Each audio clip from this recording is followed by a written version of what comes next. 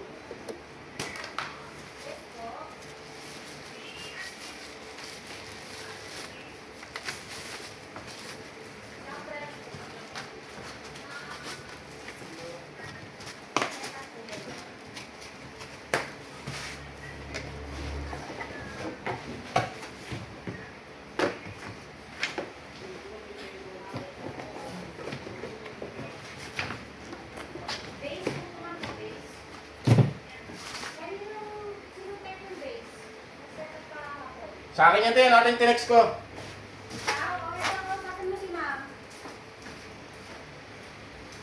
Hello po.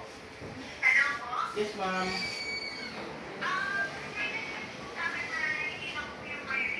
Opo, opo, opo.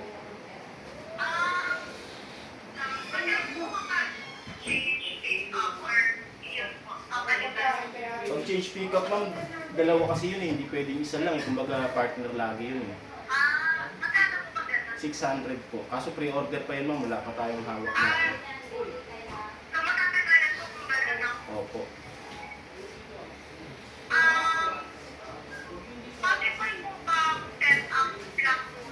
Pwede naman po. Pero isang... Ano pa?